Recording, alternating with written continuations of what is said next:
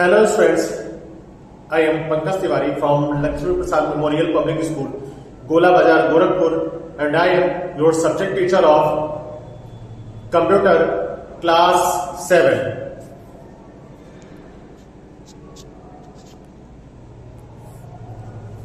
Students, in this video, I am going to discuss about the topic force, that is chapter number 9 in your textbook Exploring Science with Coding.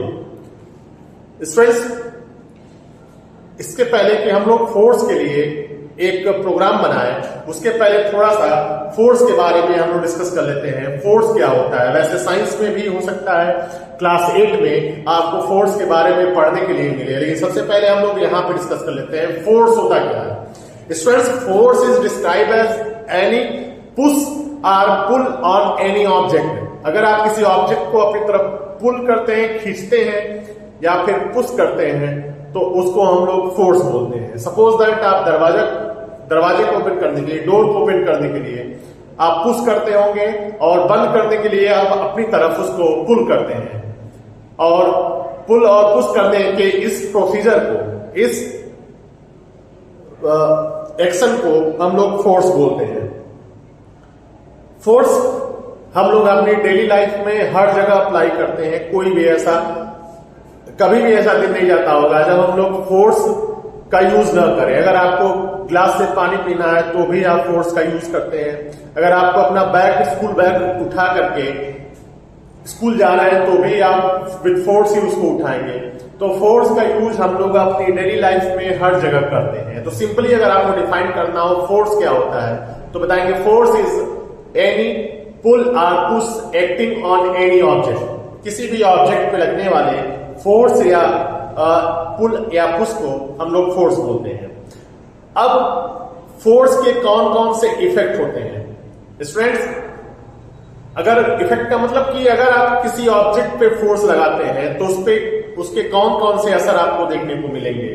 तो students, first effect on force on any object is that it move the stationary object. यानी कोई object अगर stationery position में है, रुका हुआ है, तो वो उसको क्या करता है, मूव करा देता है। फोर्स की पहली क्वालिटी यही होती है कि वो स्टेशनरी ऑब्जेक्ट को मूव कर दे, यानी उसको मोशन के स्टेट में ला देता है। अगर बाइक एक जगह खड़ी है या साइकिल एक जगह खड़ी है और जब आप उस पर बैठ करके पैडल मारना स्टार्ट करते हैं तो देखते हैं कैसे वो बाइक या वो साइकिल मोशन के स्टेट में आ जाती है और वो आगे की तरफ बढ़ने लगती है। तो साइकिल में आप पैडल मारते हैं तो साइकिल मोशन के स्टेट में आती है। वैसे ही बाइक में देखे होंगे आप कि जब आप स्टार्ट करके एक्सीलरेटर लेते हैं तो फिर वो बाइक जो है आगे की तरफ मूव होने लगती है, वो फर्दर आगे की तरफ मूव होने लगती है, और ये ऐसा होता है because of force. Second effect of force, पहला इफेक्ट क्या था? It give motion to any stationary object. Second, it stop the moving object. दूसरा इफेक्ट क्या होता है कि फोर्स क्या करता है, किसी भी ऑब्जेक्ट को मूव कर देता है, और मूविंग ऑब्जेक्ट है तो उसको स्टॉप कर देता है। जैसे अगर आप साइकिल चला रहे हैं और जब आप ब्रेक लगाते हैं तो देखते हैं वो साइकिल जो है अपनी जगह पे रुक जाती है। तो ऐसे ही अगर आप 4 व्हीलर चला रहे हैं या कोई भी बड़े से बड़ा व्हीकल चला रहे हैं, ट्रेन है, ट्रेन में जब आप उसकी चेन खींचते हैं तो देखते हैं कुछ देर चलते चलते ट्रेन जो है लास्ट में वो रुक जाती है। तो ये पॉसिबल कैसे होता है? Because of force. So force can stop any moving object and it can move any stationary object. यानी कोई ऑब्जेक्ट अगर पहले से स्टेशनरी पोजीशन में है, स्टॉप है, तो उसको मूव कर सकता है, और अगर ऑब्जेक्ट मूविंग स्टेट में है तो उसको वो स्टॉप कर सकता है। Third, it will change the size of any object. आप जानते हैं कि फोर्स जो है वो किसी भी ऑब्जेक्ट के साइज को चेंज कर सकता है। इसके लिए बहुत ही कॉमन एग्जांपल ले लेते हैं हम लोग इस चौक का। अगर हम लोग इस चौक को फोर्स लगा करके ब्रेक कर दें तो पहले जो एक चौक था आप देख सकते हैं अब वो दो अलग अलग चौक में चेंज हो गया, यानी दोनों की, यानी पहले एक था लेकिन अब वो साइज उसकी चेंज हो गई। तो नेक्स्ट आप बताएंगे force can change the size of object. Next, force can also change the shape of object. आप जानते हैं कि फोर्स जो है किसी भी ऑब्जेक्ट के शेप को भी चेंज कर सकता है। उसके लिए हम लोग एक छोटा सा एग्जांपल ले लेते हैं। कोई पेज अगर आपके पास हो, सपोज दैट कोई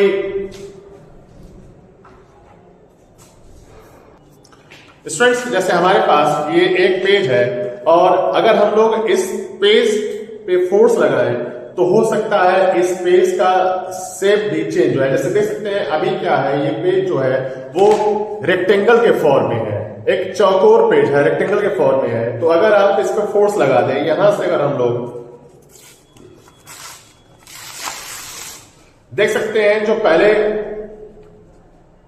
ये पेज चौकोर था या रेक्टेंगल के फॉर्म में था, अब इसका शेप जो है वो चेंज हो गया। इसको आप ना तो रेक्टेंगल कह सकते हैं और ना ही इसको आप चौकोर कह सकते हैं। यानी अब हमने देखा कि फोर्स क्या करता है कि किसी भी ऑब्जेक्ट के शेप के साथ साथ उसके साइज को भी चेंज कर देता है। यानी पहले जो बड़ा सा पेज था वो छोटा हो गया, या यहां पे अभी देख लें ये बड़ा सा पेज है, इसको अगर यहां से हम लोग फाड़ दें तो अब ये क्या हो गया, छोटा पेज हो गया। तो कौन कौन से इफेक्ट होते हैं फोर्स के, तो बताएंगे force can change the size of object, force can change the shape of object, और उसके पहले दो पॉइंट मैंने आपको बताया, force can move the stationary object and force can stop the moving object. Students, अब एक लास्ट है point, force can also change the direction of object. Force जो है किसी भी ऑब्जेक्ट के डायरेक्शन को भी चेंज कर सकता है। आप क्रिकेट मैच देखते होंगे, बॉलर बॉल फेंकता है बैट्समैन की तरफ, तो बैट्समैन क्या करता है, उस बॉल को हिट करता है। यानी बॉल आती है कि बैट्समैन के अपोजिट डायरेक्शन से और वो हिट करता है जिधर बैट घुमाता है उस डायरेक्शन में बॉल को हिट करता है और बॉल उसी डायरेक्शन में मूव कर जाती है। ठीक है, आप देखते होंगे कि वो लेग साइड में, ऑफ साइड में चारों तरफ शॉट खेलता है, तो वहां पे फोर्स का इंपैक्ट ये होता है कि जिस डायरेक्शन से बॉल आती है उसका डायरेक्शन चेंज होकर के लेग साइड, ऑफ साइड या पीछे की तरफ बॉल चली जाती है।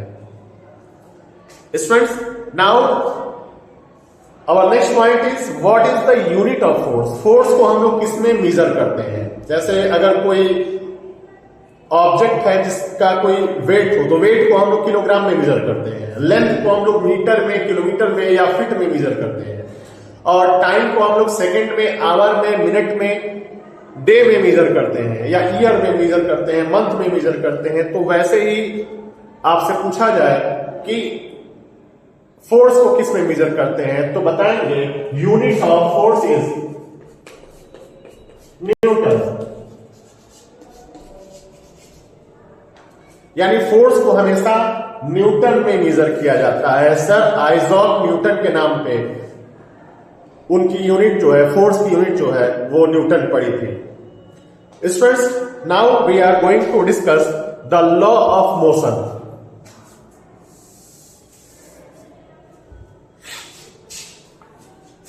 Our next point is law of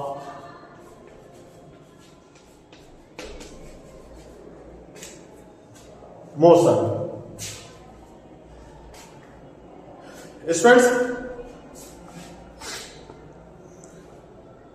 अब ये लॉ ऑफ मोशन देने वाले जो साइंटिस्ट थे उनका नाम था, अभी बताया थोड़ी देर पहले मैंने आपको, उनका नाम था सर आइजैक न्यूटन।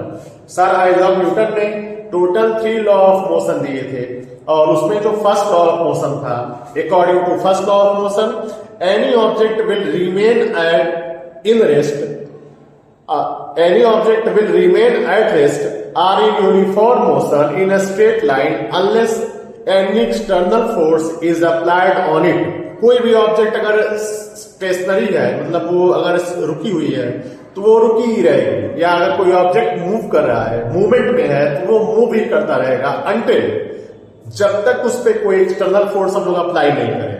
कोई साइकिल है, साइकिल को अपने आप मूव नहीं करने लगेगी, या अगर साइकिल चल रही है तो वो अपने आप रुक नहीं जाएगी जब तक आप उस पर कोई एक्सटर्नल फोर्स अप्लाई न करें। Means to change the situation of that object you have to apply any external force. आपको अगर उस ऑब्जेक्ट की सिचुएशन को चेंज करना है तो कहीं ना कहीं एक एक्सटर्नल फोर्स उस पर आपको अप्लाई करना पड़ेगा। तो सिंपली अगर आपसे पूछा जाए what are the law of motion, first law of motion is that any object that will in stationary position will remain stationary, and if that is in state of motion that will remain in motion until any external force is applied on it. Second law of motion. According to second law of motion, the value of force is always depend on two quantity. First, mass of the object, and second acceleration.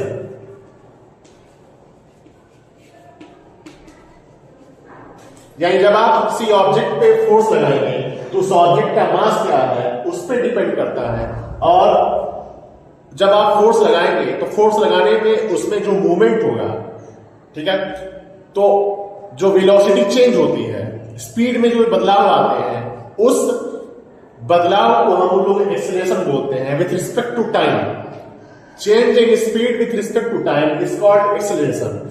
तो acceleration और mass इन दोनों पे force की value depend होती है। Second law of motion यही कहता है the value of force on is depend on two quantity, the mass of object and acceleration means the change in velocity after applying the force. और इसके लिए हम लोग फॉर्मूला देते हैं F equal m into A.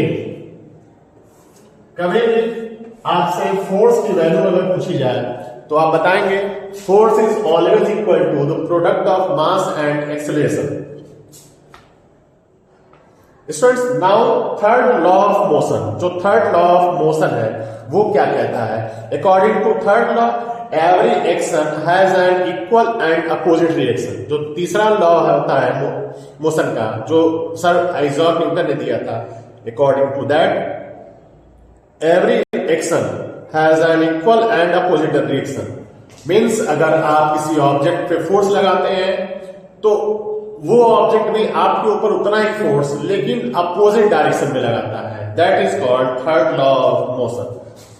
This implies that there are always two identical forces acting on each other, but identical force होंगे, but they are acting on opposite direction.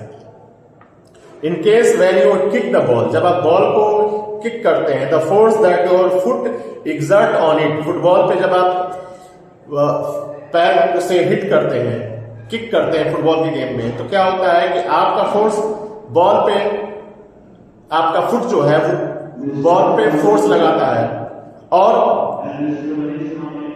जो ball होता है वो भी उतना ही फोर्स वो आपके फुट पे अप्लाई करता है। तो ये था three law of motion. So students, आज के लिए बस इतना ही। In next video we will discuss some more interesting topic of computer. Until then, have a great day.